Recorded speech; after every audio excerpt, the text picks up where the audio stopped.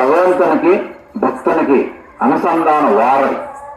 ఆ వారధి ద్వారా తను నడుస్తూ తన విశ్వాసంతో నమ్మి ఆ యొక్క ఆనంద అనుభూతి పొంది తను ఆ ఆనంద అనుభూతి అందరూ పొందొచ్చు కదా, నేను ఒక్కనే కాదు అందరూ పొందొచ్చు కదా అనేటువంటి తన జీవిత సందేశం ద్వారా చెప్పినటువంటి మాటలు కాబట్టి మనకి చాలా చక్కగా బాగా అనుభూతి అవుతున్నది, రుచికరంగా అనిపిస్తుంది ఆ పదాలు కూడా, ఆ చెప్పే విధానంగానే అవన్నీ కూడా. అందుకని చక్కని సందేశం హరినామం ఇవాళ మొదలైంది కాదు, సృష్టి ఆది నుంచి ఉన్నటువంటిది, కొన్ని కోట్ల మందిని భరింపజేసినది. భగవంతుని నమ్మి చెడిపోయిన వాడు కానీ నమ్మక ఉద్ధరింపబడ్డవాడు లేడని చెప్పి శాస్త్రాలను చెప్తా ఉన్నాయి. ఆ విధానంలో అనేక రకమైన నామాలు ఉన్నాయి. మనకు ఒక పద్ధతి కాదు, ఒక విధానం కాదు, కానీ అందులో మనకు ప్రథమ నామంగా హరినామాన్ని మనకి పెట్టారు కాబట్టి ఆ నామం ద్వారా మన జీవితాన్ని తరింపు చేసుకోవచ్చు అని మన భక్తుల కథలన్నీ మనకు తెలియజేస్తాం. అట్లాంటి కథల ద్వారా, అట్లాంటి భక్తి ద్వారా, ఉపాసాల ద్వారా, సేవ ద్వారా, అనేక రకమైన మార్గాల ద్వారా మనం శ్రీమన్నారాయణ మూర్తి యొక్క పాద పద్మాలు ఆయనకంటే మించింది లేదు. ఎందుకంటే సృష్టి మొత్తాన్ని భగవంతుడు అని చెప్తే శాస్త్రాలు ఏం చెప్తున్నాయి అంటే భగవంతుడు విష్ణువు అయ్యా, విష్ణువుని భగవంతుడిగా ఆరాధించమని చెప్తున్నాయి. ఎందుకంటే ఆయన మనస్ఫూర్తిగా మనం నమ్మి, ఎందుకంటే విష్ణువు మనకు తెలియదు వాస్తవానికి. ఆయన ఏడో 14 లోకాలు పైన ఉన్నదంట, 14 లోకాల్లో మళ్ళీ ఆయన లోకం లేదు, వైకుంఠ లోకం. అందుకని విష్ణు భగవంతుడు విష్ణుమూర్తిగా ఉంటే విష్ణు కృష్ణుడిగా వచ్చి మానవ లోకాన్ని ఉద్ధరింపజేసి అనేక రకమైనటువంటి లీలలతో మహిమలతో మనందరిని ఆనందింపజేసి మనందరికి మళ్ళీ వచ్చిన గమ్యం ఎక్కడి నుంచి వచ్చామో మళ్ళీ ఎక్కడికి చేరాలో ఆ మార్గాన్ని నిర్దేశించినటువంటి మరి గీతాచార్యుడు జగద్గురు. అట్లాంటి పాత్ర అసలు మనం భూమండలం మీద చూడలేం. ఇంతకు ముందు లేదు, ఇక మీద ప్రస్తుతాలు కూడా నమ్మకం లేదు. అట్లాంటి శ్రీకృష్ణ పాదం యొక్క పట్టుకున్నటువంటి మహాత్ములు వారి జీవితాలు కూడా ధన్యమవుతాయి అనేది అందులో పరమార్థిక సత్యం. అందులో ఎట్లాంటి అనుమానించాల్సిన అవసరం లేదు అనేటువంటి సందేశాన్ని చక్కగా తను సంపూర్ణంగా విశ్వసించి తను ఆనందపడుతూ నలుగురిని ఆనందపెట్టాలని మరి రామకృష్ణ గారిని చూస్తుంటే నిజంగా నాకు చాలా సంతోషంగా ఉంది. ఎందుకంటే మాతో జర్నీ ఒక 6 నెలలు ప్రయాణం, అంటే మా ప్రయాణం మొదలైంది కాదు, మాకంటే చక్కగా 7-8 ఏళ్ళు ముందు చేసిన ఒక 5-6 నెలల పాటు మేము అందరం బాగా కలిసి ఎన్నో గ్రామాల్లో చేస్తా చక్కగా ప్రచారం చేస్తా ఉన్నాం. తర్వాత వారి కుటుంబ విధానాలు, వ్యక్తిగత పొలం కార్యక్రమాలు కావచ్చు, భక్తులు వచ్చే మార్పులు కావచ్చు, ఆయన సంకల్పాలు, ఆయన పోయే సాధన సంపత్తిలో మార్పుల కోసం కావచ్చు, ఇప్పుడు ఆయన సొంత ప్రయాణంలో చేసే విధానంలో చక్కగా కొంతమందిని తయారు చేసుకొని, ముఖ్యంగా నేను బాగా ఇష్టపడేది ఏమిటంటే మంచి సంకల్పాలు చేస్తా, ఎప్పుడు సమాజ హితం కోరుకుంటా, సోమర్తనాన్ని విడిచిపెట్టి కృషి చేసేవాళ్ళంటే నాకు బాగా ఇష్టం. ఎందుకంటే కృష్ణ భగవానుడికి తెలియనిది ఏమన్నది, ఆయనకు అన్నీ తెలుసు, కానీ ఆయన చేసిన శ్రమ అంతా ఎంత కాదు. ఎందుకంటే మనం మహిళలే చెప్పుకుంటాం, భారతంలో పోతే ఆయన అనుష్ఠాన జీవితం అంతా ఉంటుంది. సర్వజ్ఞుడు ఆయన అన్ని పనులు చేసింది. అట్లా నిత్యం తన పని తాను చేసుకుంటా లోకం కోసం భగవంతుని పేరు మీద ఈ కార్యక్రమాలన్నీ చేసుకుంటూ చక్కగా తన ప్రయాణం సాగిస్తామంటే మేమైతే ఎన్నోసార్లు చర్చించుకొని చాలా మంచి మార్గం, చాలా సంతోషం. ఎందుకంటే నా ఉద్దేశం నా ఎమ్మతుండాలని గాని నాతో నడవాలని గాని మనకి ప్రత్యేకించి ఏం లేదు.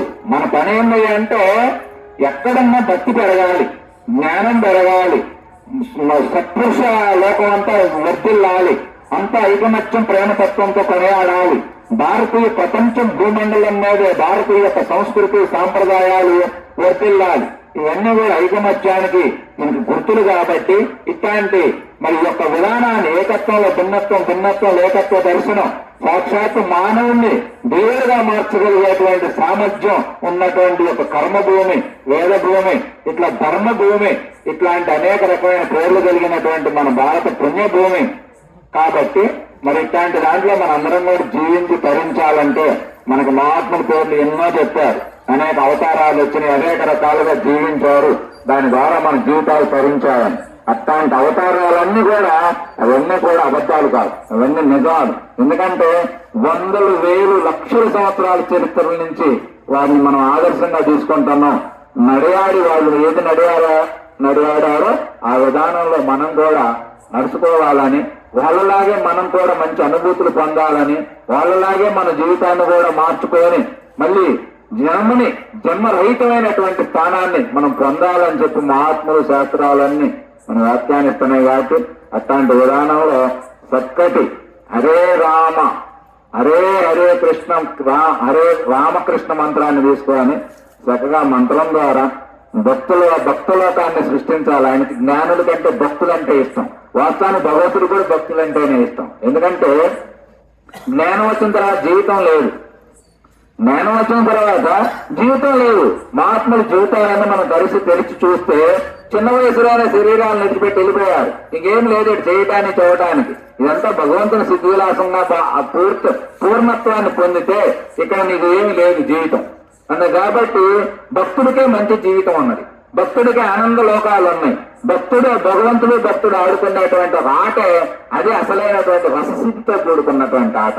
అట్లాంటి ఆటే చాలా భక్తి అనేది గొప్పదని చెప్పి మహాత్ములు తేల్చారు. అందుకే ఆ భక్తి విధానంలో అనేక రకమైన మార్గాలు ఉన్నాయి. ఆ మార్గాల్లో మనం ఏ మార్గం ద్వారానైనా పెట్టుకో.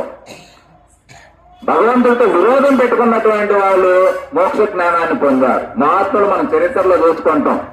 హిరణ్యాక్షుడు హిరణ్యకశిపుడి దగ్గర నుంచి ఈ మధ్య కాలంలో వచ్చినటువంటి వాళ్ళు కూడా ఆఖరికి భగవంతుడిని మనమేమో ఒక రకమైన ప్రేమగా ఆరాధిస్తే ఇటువైపు ప్రయాణం చేస్తాం, కానీ వాళ్ళు వ్యతిరేక భావనతో ప్రయాణం చేస్తారు.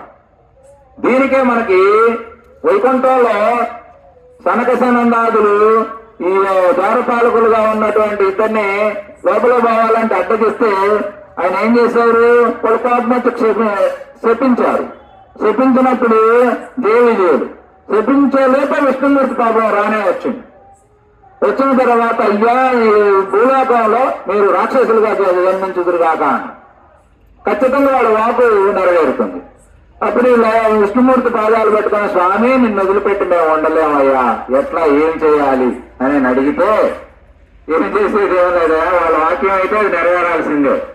కాకపోతే మీరు నా పట్ల భక్తులు కాబట్టి నేను లేకపోతే మీరు ఆనందంగా ఉండలేరు కాబట్టి కాబట్టి మీరు శత్రువులుగా అయితే 3 జన్మల్లో, మిత్రులుగా అయితే 7 జన్మల్లో వస్తారని చెప్పి అంటే శత్రుత్వం ద్వారా సరే నిన్ను తొందరగా చేరుకోవాలి స్వామి అనేటువంటి విధానంలో మనకి హిరణ్యకశిపుని యొక్క జన్మలు వచ్చినాయి అని చెప్పి మనకి శాస్త్రాలు కొంతమంది మహాత్ములు చెప్పేమాట.